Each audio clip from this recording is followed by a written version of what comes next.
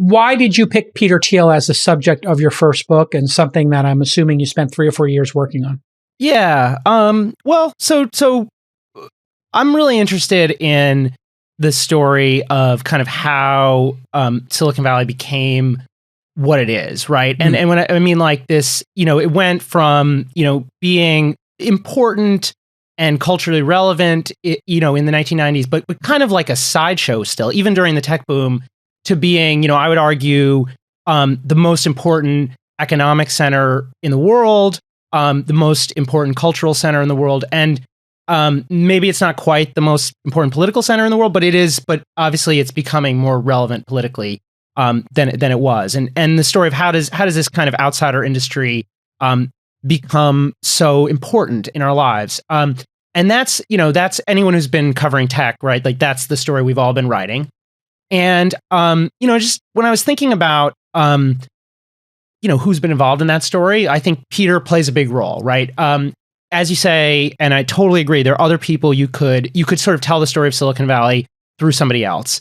And there have been like these other very important figures, but I think Peter's trajectory is pretty unique and pretty interesting. PayPal, I think even people who know about it, even people who talk about the PayPal mafia, I think they kind of underrate just how influential it was. Not in terms of, I mean, of course, it's influential in the ways that it's how people move money on eBay and it's this big, valuable payments platform. But I mean, in terms of creating kind of a playbook for like how startups are built. And I think, I think Peter was really important there. I think he's really important in Facebook, one of the defining companies, maybe the defining company of the last 20 years. Peter and Elon, of course, have a complicated relationship, but that relationship has been really important to both them. And I think, it's hard to imagine SpaceX. Like, I think SpaceX, maybe probably would succeed if Peter hadn't invested in it. But certainly would have, yeah. But he played a big role in making sure that at a very difficult time in kind of the business trajectory of Elon Musk, when during the recession stuff, he was there. I think Founders Fund just played a huge, not just in terms of finding important companies, but in terms of like articulating kind of an intellectual case for startups and a very specific kind of startup building philosophy. I think you could say the same thing about 0 to 1. And so I think like all that just by itself, right, would be enough to justify a book because he's an important figure. And but why did you pick him? What is it about him that made you interested? Yeah, yeah. So but then there's what happened in 2016, where Thiel, who is, as I said, this important figure, does something that I think people probably who knew him weren't hugely surprised by, but the outside world was surprised because how does a venture capitalist, somebody who's obsessed with the future, obsessed with bringing about change and a very specific kind of change, end up endorsing basically a reactionary? And how does an immigrant, get behind somebody who's running a candidacy that's basically a nativist candidacy? How does a gay man get behind somebody who's from a political party that has been super hostile to gays and lesbians? And I think there's like a really interesting and complicated story you can tell, but like that contradiction I thought is really interesting, right? And I'm somebody who is interested in kind of in those kinds of contradictions. And that's what drew me to it initially. And as I dug deeper, I do think that, for all the reasons I articulated at the beginning, Peter's important, but he also saw something that was pretty important with Trump, even if you can disagree with his, decision to support Trump. But he engaged politically at a time when I don't think as many people in tech were engaging politically. And he was kind of ahead there too. And I think even if you regard the Trump thing as a it sounds like from your intro you do, as a disaster, huge mistake or something, I think you have to also agree that it was kind of brilliant in a way, as an investment. And so anyway, I think the combination. Why would it be brilliant as an investment? I mean, it's basically made him a pariah in the tech industry. So why would it be a brilliant investment? No, I don't think it's. I think it's certainly.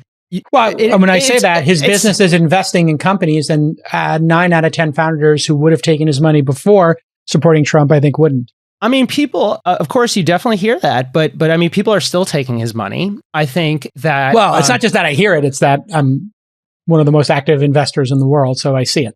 Yeah, no. I respect the point of view. I'm just saying, I think if you look at his net worth, if you look at how his companies have done, in that time, he's still making a lot of big investments. Maybe they're not the same investments that he would have made. I just think it's like this might be the one thing that, and we'll get to, obviously, this seems like an interesting jumping off point, because I think you're a New York media guy, right? Like, worked at a fast company, you're a career journalist. Yes. How old are you? I'm 39. 39. So you've been around, you actually remember the dot-com boom. You were graduating high school at the time, or in college? Yeah, man, I was reading Wired, and I remember it. So it's just very interesting to read your perspective of it as an outsider or a journalist from New York versus being here in it. Because I did think I was actually very impressed with how accurate the stories are, having witnessed them firsthand, from, the Stanford stuff into PayPal. I think all of that you nailed. I think this concept that he is extremely powerful and influential was the part I was like, or that people were scared of him.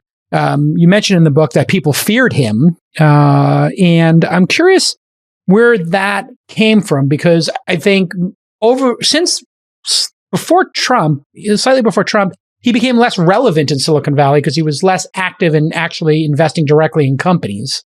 And he had kind of handed off Founders Fund to Brian Singerman and the crew over there. Luke obviously had left to start his own fund. So I think his kind of power base, he kind of gave up, right? So where did you get this perception that he's feared in Silicon Valley? I mean, I heard it from many, many sources. And I think, curious, yeah. Yeah. I can understand that somebody like yourself, I don't think you have a lot to fear from Peter Thiel.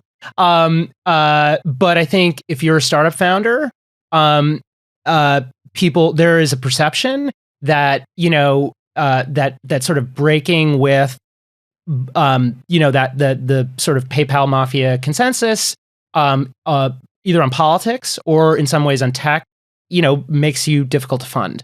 And I recognize, I think there are people, and I talked to, former Thiel fellows who kind of explained to me, people both who disagree with Peter's politics and those who agree with them.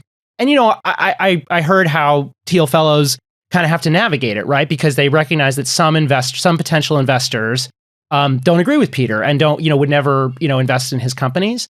But I do think there's enough of a kind of conservative community, even there, even in the belly of the beast, where I don't think he's quite the pariah that you're kind of painting him to be.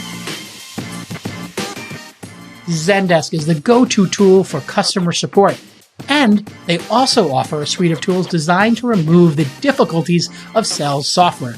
You can get access to Zendesk's suite of sales tools, plus their industry-leading support software, free for 6 months as part of Zendesk for Startups.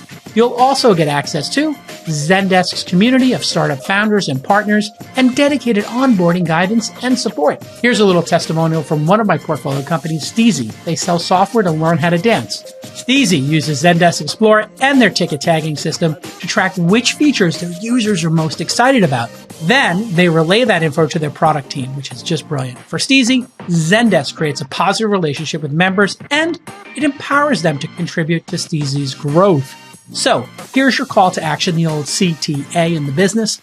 Get 6 months of Zendesk for Startups free at zendesk.com/twist. That's right.